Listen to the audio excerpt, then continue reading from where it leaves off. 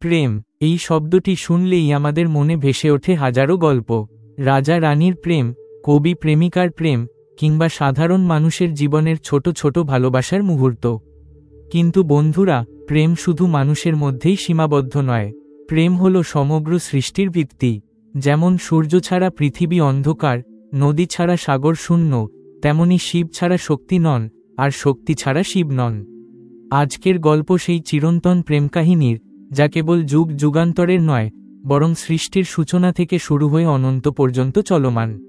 আজকের আলোচনায় আমরা জানব কেমন করে মহাদেব শিব, যোগীরাজ, মহাকাল প্রেমে বাধা পড়লেন শক্তির সঙ্গে, আর কেমন করে তাদের মিলনে সৃষ্টি হল বিশ্বব্রহ্মাণ্ডের সবচেয়ে মহান প্রেমগাথা। চলুন শুরু করি আমাদের যাত্রা, শিব ও শক্তির প্রেমের মহাকাব্যিক গল্প। কৈলাস পর্বতের বরফ ঢাকা শিখরে এক যোগী চিরকাল ধ্যানমগ্ন।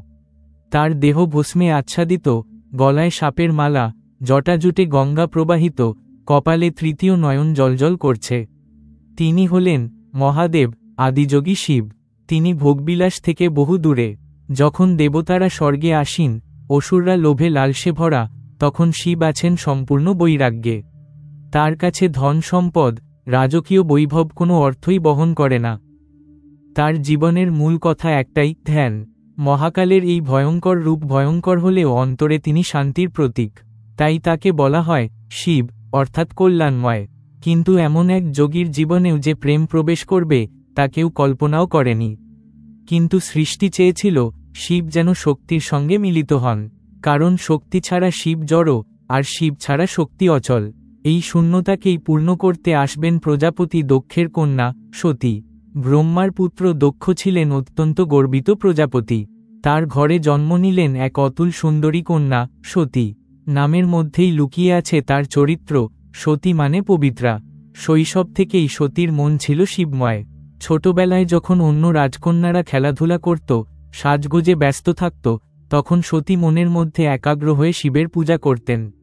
কথিত আছে, সতী প্রতিদিন মাটির মূর্তি বানিয়ে শিবের আরাধনা করতেন। তিনি বিশ্বাস করতেন একদিন মহাদেব তাকে স্বামী হিসেবে গ্রহণ করবেন। দক্ষ এই ভক্তিকে মোটেই পছন্দ করতেন না। তার মতে শিব ছিলেন কেবল এক নগ্ন যোগী, যিনি ভস্ম মেখে থাকেন, যার বাস গোরস্থানে, যিনি কোনো সামাজিক নিয়ম মানেন না। তিনি মনে করতেন শিব মোটেও তার কন্যার যোগ্য নন। কিন্তু সতী ছিলেন অটল। তিনি একদিন ঘোষণা করেন, আমি মহাদেব ছাড়া অন্য কাউকে গ্রহণ করব না। এমন সময় ব্রহ্মাণ্ডে দেবতাদের প্রার্থনা শোনা গেল। তারা চান সতী আর শিবের মিলন হোক, কারণ এই মিলন ছাড়া সৃষ্টির ভারসাম্য নষ্ট হবে। অবশেষে সতীর ভক্তি আর প্রেমে সাড়া দেন শিব। একদিন কৈলাস থেকে নেমে এলেন মহাদেব। দক্ষের সমস্ত আপত্তি সত্ত্বেও সতীকে গ্রহণ করলেন স্ত্রী হিসেবে। এই বিবাহ ছিল অতুলনীয়। দেবতা, গন্ধর্ব, ঋষি সকলেই এই মহাসম্ভব বিবাহে অংশগ্রহণ করলেন। স্বয়ং ব্রহ্মা আর বিষ্ণু উপস্থিত ছিলেন। সতী মহাদেবের অর্ধাঙ্গিনী হয়ে উঠলেন। তাদের মিলন কেবল এক নারী পুরুষের বিবাহ নয়, বরং ছিল পুরুষ ও প্রকৃতির একাত্মতা। কৈলাস হয়ে উঠল প্রেমের নিবাস। মহাদেব আর সতী পরস্পরের মধ্যে হারিয়ে গেলেন। একদিকে ধ্যান, অন্যদিকে ভক্তি, এই দুই মিলেই সৃষ্টি হল চিরন্তন প্রেমের গাথা। কিন্তু এই সুখ দীর্ঘস্থায়ী হল না। দক্ষ ছিলেন অত্যন্ত অহংকারী। তিনি ভেবেছিলেন তার যজ্ঞে যদি সমস্ত দেবতা আসেন, তাহলে তার মহিমা আরও বেড়ে যাবে।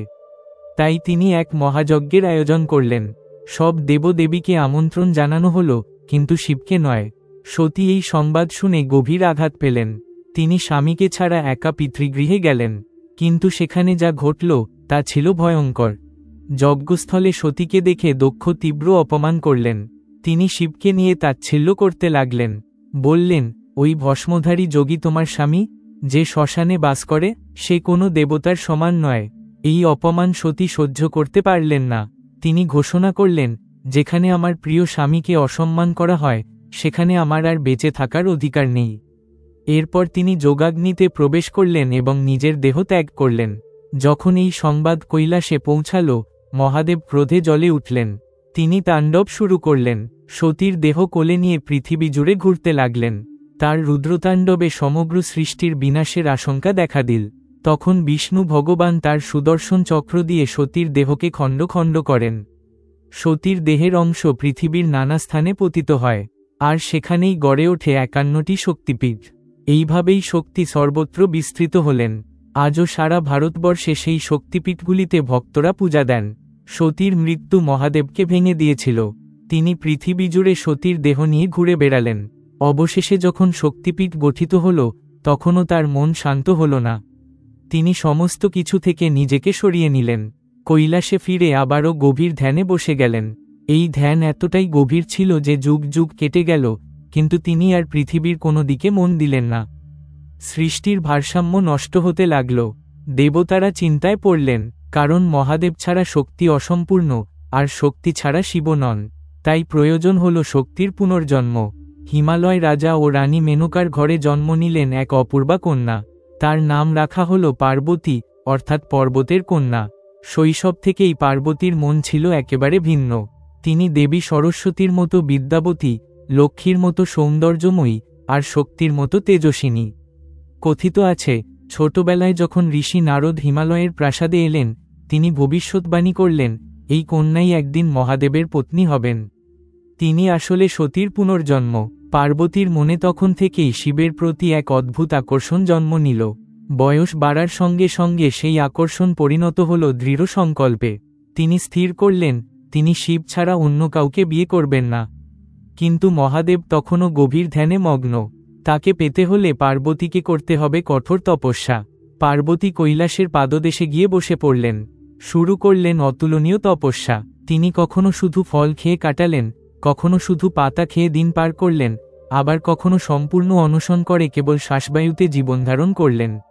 এভাবে বছর পর বছর কেটে গেল। তার শরীর শুকিয়ে গেল, কিন্তু মন ভাঙল না। তিনি সর্বদা শিবের নাম জপ করতে লাগলেন। দেবতারা বিস্মিত হলেন। তারা বুঝলেন, এই প্রেম কেবল দেহগত নয়, এটি আত্মার প্রেম। অবশেষে পার্বতীর তপস্যা সমগ্র ব্রহ্মাণ্ডকে কাঁপিয়ে দিল। এমন সময় দেবতারা কামদেবকে পাঠালেন শিবের ধ্যানভঙ্গ করতে। কামদেব তার ফুলের ধনুক হাতে নিলেন। প্রেমের তীর ছুড়লেন ধ্যানমগ্ন শিবের দিকে। অল্পক্ষণেই শিব ধ্যান ভাঙলেন, কিন্তু তিনি যখন চোখ মেললেন, তখন ক্রোধে তার তৃতীয় নয়ন জ্বলে উঠল। এক ঝলক দৃষ্টিতেই কামদেব ভস্ম হয়ে গেলেন। সারা দিগন্ত কেঁপে উঠল। দেবতারা আতঙ্কিত হয়ে পড়লেন, কিন্তু শিবের চোখ যখন পার্বতীর উপর পড়ল, তখন তার অন্তরে এক অদ্ভুত স্পন্দন জাগল। তিনি বুঝলেন, এই নারী কোনো সাধারণ নারী নন, এ তার সতীর পুনর্জন্ম। অবশেষে একদিন শিব নিজেই পার্বতীর কাছে এলেন। বললেন, তুমি যে কঠোর তপস্যা করেছ, তাতে আমি মুগ্ধ। তুমি আর কেউ নও, তুমি আমার সতীরই রূপ। এইভাবে শুরু হল শিব পার্বতীর মিলন। হিমালয় রাজা মহাশ্বেত মহাবিবাহের আয়োজন করলেন। দেবতা, গন্ধর্ব, ঋষি, মানুষ সবাই উপস্থিত হলেন এই মহোৎসবে। শিব বরযাত্রী হয়ে এলেন ভিন্ন রূপে। গলায় সাপ, গায়ে ভস্ম, মাথায় জটাজুট। এই ভয়ঙ্কর রূপ দেখে সবাই ভয় পেয়ে গেলেন। কিন্তু পার্বতী শান্তভাবে দাঁড়ালেন। তিনি জানতেন, এই ভয়ঙ্কর রূপের আড়ালেই রয়েছে কল্যাণময় প্রেম। বিবাহ সম্পন্ন হল। ব্রহ্মাণ্ড আনন্দে ভরে উঠল। এবার শিব ও শক্তি একত্রিত হলেন।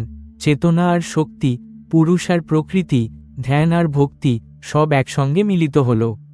শিব শক্তির এই প্রেম কেবল ব্যক্তিগত প্রেম নয়, এটি একটি আধ্যাত্মিক প্রতীক। শিব মানে চেতনা, যা নিস্তব্ধ, স্থির, নিরাকার।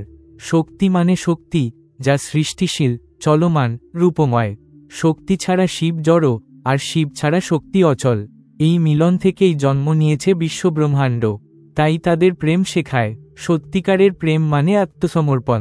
প্রেম মানে ধৈর্য ও তপস্যা। প্রেম মানে দুই বিপরীত শক্তির একত্রিত হওয়া। বন্ধুরা, এই ছিল শিব ও শক্তির চিরন্তন প্রেম কাহিনী। এটি কেবল একটি পুরাণ নয়, এটি আমাদের জীবনেরও শিক্ষা। প্রেম মানে শুধু দেহের বন্ধন নয়, প্রেম মানে আত্মার সংযোগ। যেমন পার্বতী তপস্যা করে শিবকে পেয়েছিলেন, তেমনি আমরাও যদি সত্যিকারভাবে ভক্তি আর প্রেমে অটল থাকি, তবে জীবনে সব অসম্ভব সম্ভব হয়ে ওঠে। শিব শক্তির প্রেম আজও ভক্তদের হৃদয়ে অমর। বন্ধুরা, শিব ও শক্তির এই প্রেম কাহিনী আমাদের শেখায়, প্রকৃতি ও পুরুষ, শক্তি ও চেতনা, নারী ও পুরুষ কেউ একা পূর্ণ নয়। একসাথে তারা সৃষ্টি করে মহাবিশ্বের সামঞ্জস্য। যদি আপনাদের ভালো লেগে থাকে এই ভিডিওটি, তবে অবশ্যই লাইক, শেয়ার আর সাবস্ক্রাইব করবেন আমাদের চ্যানেলকে। আর কমেন্টে জানাবেন, শিব শক্তির প্রেমের কোন দিকটি আপনাদের হৃদয় ছুঁয়ে গেছে। ততদিন পর্যন্ত মনে রাখবেন, শিব আর শক্তি শুধু দেবদেবীর প্রেম নয়, তারা হলেন আমাদের প্রত্যেকের অন্তরের মিলন। হার হার মহাদেব, জয় মা শক্তি।